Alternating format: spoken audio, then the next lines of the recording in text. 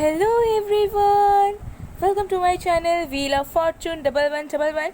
मैं हूं आप सबकी tarot card reader Purva Ghosh. कैसे हैं आप लोग? आई होप कि आप सब बहुत अच्छे हो गाइस। सो आज के वीडियो में आज हम आपके पर्सन की करंट फीलिंग्स देखने वाले हैं। हम देखेंगे कि आपके जो पर्सन है, चाहे वो आपकी क्रश हो, लवर हो, एक्स हो, सिचुएशनशिप में हूँ आप किसी के साथ, या हस्बैंड या वाइफ हो, उनकी करंट फीलिंग्स आपके लिए क्या है, उनका इमीडिएट नेक्स्ट एक्शन क्या हो सकता है अगर आप नो कॉन्टैक्ट जोन में हैं, या फिर अगर आप सेपरेशन में हैं, या फिर आप अनकन्फेस सिचुएशन में हैं तो, और साथ में उनके चैनल मैसेजेस। तो ये पूरी तरीके से एक टाइमलेस रीडिंग है, जनरल रीडिंग है, जेंडर स्पेसिफिक नहीं है, आप सबके लिए है, आप सब इसे देख सकते हैं गाइस। बाकी डिटेल्स के लिए डिस्क्रिप्शन बॉक्स चेक करें, आपको सारी डिटेल्स मिल जाएंगी energize stones, crystals, gem stones के लिए। और ऑनलाइन टैरो क्लासेस के लिए, टैरो क्लासेस ऑलरेडी चल रहे हैं और फरवरी की न्यू बैच शुरू होने वाली है।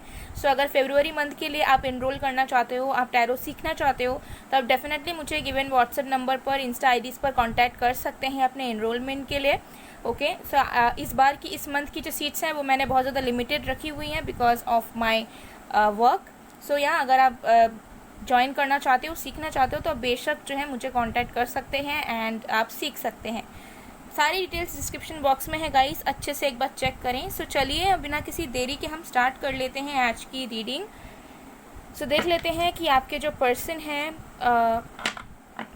उनकी करंट फीलिंग्स आपके लिए क्या है। तो जब तक मैं शफलिंग कर रही हूँ आप प्लीज़ पॉजिटिव रहें और फोकस बनाकर रखिए अपने कनेक्शन पे, ताकि एनर्जीज जो हैं एक्यूरेट कलेक्ट हो। तो let's see.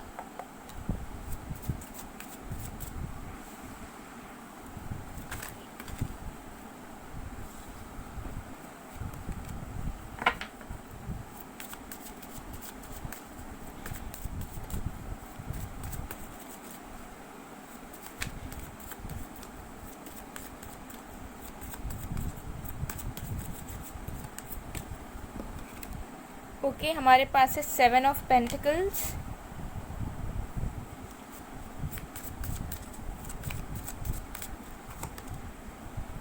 3 of pentacles,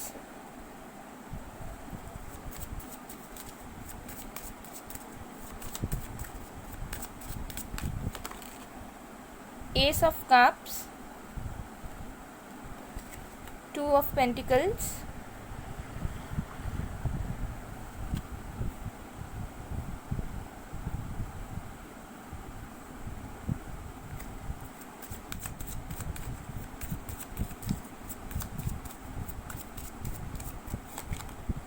Ten of swords, and bottom of the deck say we have 8 of cups. Okay, सो देख लेते हैं आपके पर्सन की करंट फीलिंग्स आपके लिए क्या है। देखिए, आपके जो पर्सन है करंटली वेटिंग वाले एनर्जी में ज़रूर है, लेकिन वो वेट नहीं करना चाह रहे हैं।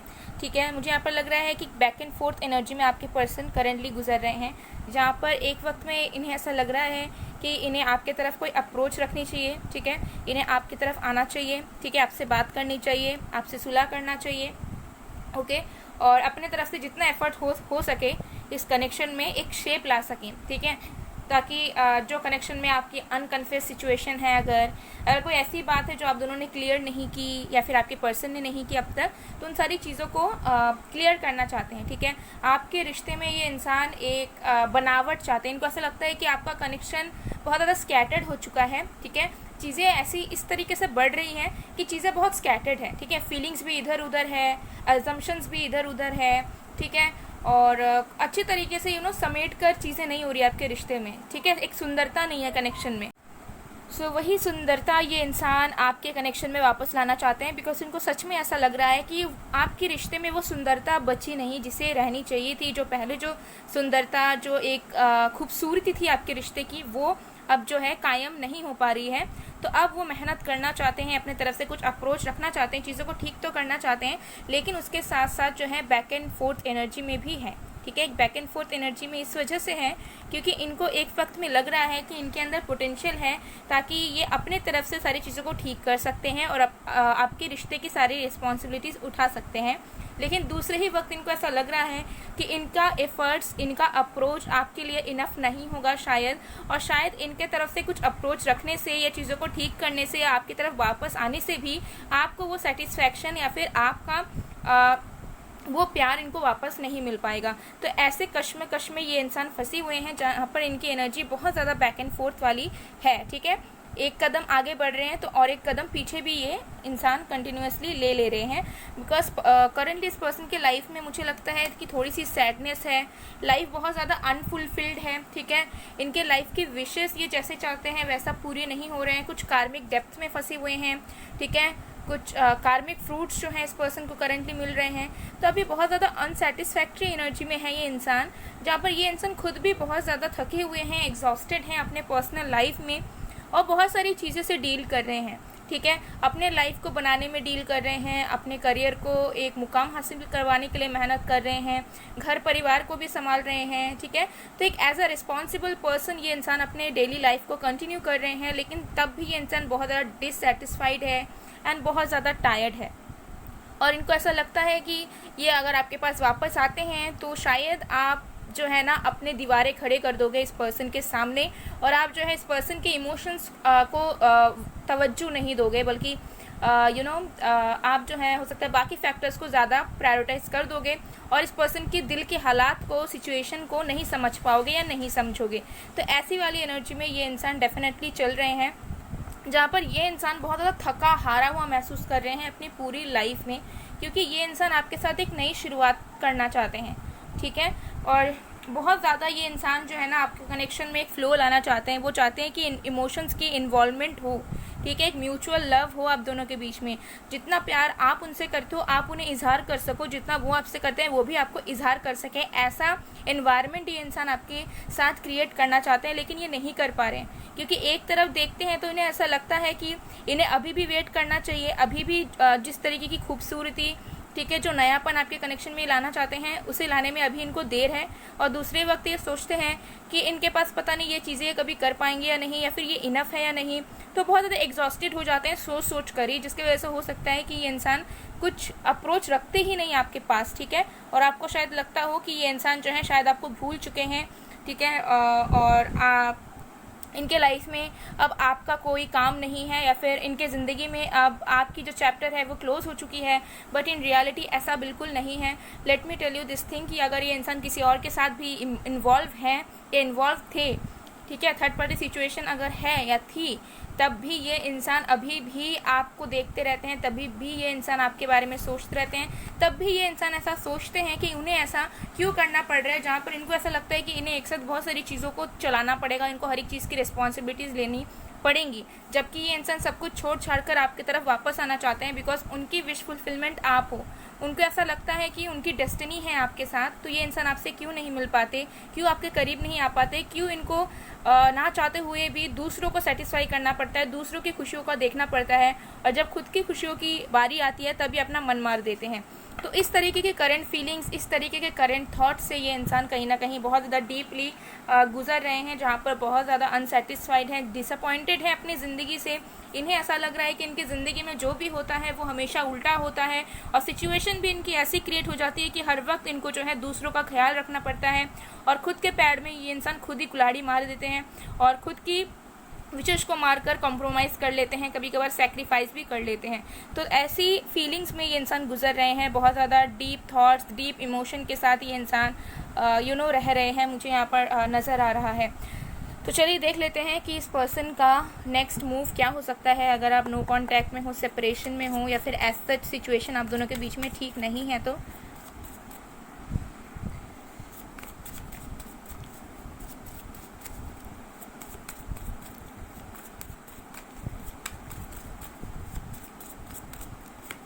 हमारे पास है the fool,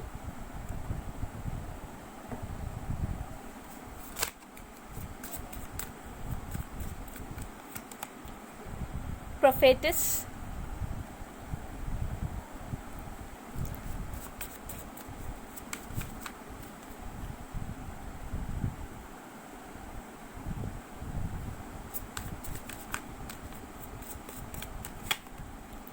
justice,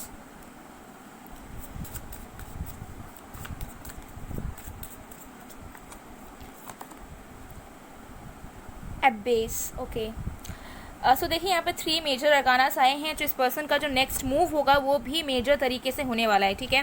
bottom of the deck से वी हैव 9 ऑफ सन। देखिए ये इंसान भले ही वक्त ले रहे हैं, ये इंसान भले ही अभी भी इनसिक्योर हैं आपके कनेक्शन के कुछ वजहों को लेकर, ठीक है, अभी भी अपने आप को रिजर्व रखने की कोशिश कर रहे हैं, तमाम चीज़ें कंट्रोल करने की कोशिश कर रहे हैं। लेकिन मैं आपको एक बात बता दूं कि ये इंसान आपकी तरफ नेक्स्ट मूव ज़रूर लेंगे, क्योंकि इन्हें ऐसा लगता है कि ये आपकी तरफ आगे जब बढ़ते हैं, जब ये सोचते हैं आपकी तरफ आने का, एक्सप्रेस करने का या कुछ अप्रोच रखने का, तो हमेशा इनको लगता है कि ये दोनों के साथ ही जस्टिस कर रहे हैं, अपने साथ भी और आपके साथ भी और इस रिश्ते में भी। तो जब जस्टिस इन्हें करना ही है तो ये क्यों अपने आप को कॉम्प्रोमाइज़ कर ले किसी और वजह से, क्यों जो है आपसे अपना रास्ता मोड़ ले, ठीक है, और क्यों आपको अकेला कर दे और आप इनके इंतज़ार में सोचते रहें, फील करते रहें और दुख में जिएं। क्योंकि इस पर्सन को कहीं ना कहीं महसूस होता है कि इन्होंने आपको ज़िंदगी में बहुत दुख दिए हैं, इन्होंने आपको बहुत डिसअपॉइंटमेंट दिया हुआ है अपने लाइफ में।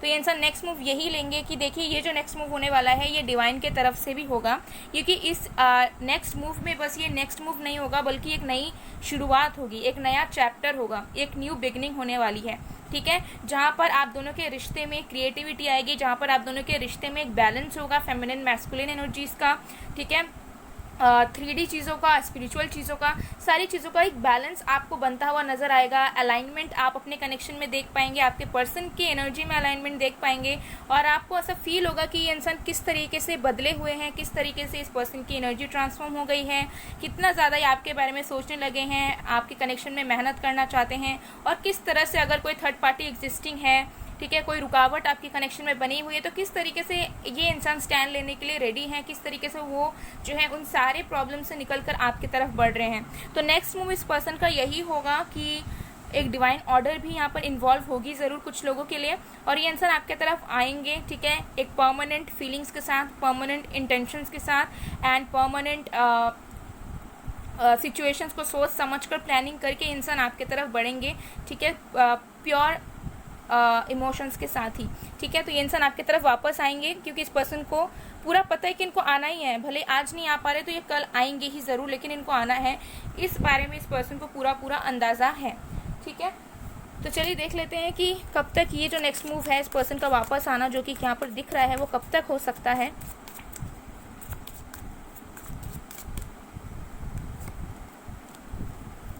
The wheel of Fortune.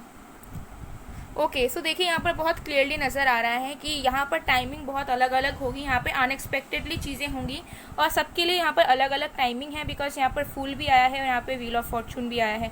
तो टाइमिंग यहाँ पर पूरी तरीके से कभी भी आपका अनएक्सपेक्टेडली हो सकता है, डिपेंड करता है कि कितना ज़्यादा इश्यूज़ बना हुआ है, कितनी ज़्यादा प्रॉब्लम्स है, किसी की इन्वॉल्वमेंट है या नहीं है, ठीक है। तो सारी चीज़ों को नज़र रखने के बाद ही टाइमिंग यहाँ पर वेरी करने वाला है। तो किसी के लिए ये एक दिन के अंदर भी इंसान लौट सकते हैं, किसी के लिए एक हफ्ता लग सकता है, किसी के लिए कुछ मंथ्स, तो किसी के लिए 1-2 साल भी लग सकते हैं। तो ये डिपेंड करता है कि आप दोनों के बीच में कर्मा कितना है, आप दोनों के बीच में प्रॉब्लम्स कितनी हैं और आप दोनों का कनेक्शन बेसिकली कहाँ पर अभी ठहरा हुआ है, किस सिचुएशन में अटका हुआ है, उसके हिसाब से यहाँ पर timing people to people vary करेगी, ठीक है। तो यस, तो चलिए देख लेते हैं चैनल मैसेजेस आपके पर्सन की तरफ से आपके लिए। Let's see. सबसे पहला है, तुम्हें कभी भूल नहीं सकती या सकता मैं। तो चाहे ये कहीं पर भी हो ज़िंदगी में, ये इंसान आपको कभी भूल नहीं सकते हैं। इनके माइंड में आप डेली आते ज़रूर हो, नो मैटर कितना टाइम हो चुका है आप दोनों के सेपरेशन को, ठीक है, या कितना आप दोनों का कांटेक्ट नहीं होता है, लेकिन ये इंसान आपके बारे में सोचते रहते हैं, आपको देखते रहते हैं, ठीक है। I see you in my dreams, you are my sweet distraction. तो हो सकता है ये इंसान आपको अपने ड्रीम्स में भी देखते हैं और इनका ड्रीम तो है ही आपको अपना बनाने का, ठीक है, लेकिन बहुत डिससेटिस्फाइड है अपनी ज़िंदगी से overall. You are my baby, my sunshine and what not. तो ये आपको अपना सब कुछ मानते हैं। हो सकता है कि इस पर्सन के लाइफ में आपने बहुत ज़्यादा लाइट लाया है, आप उनके लिए एक ब्लेसिंग की तरह हो, ओके।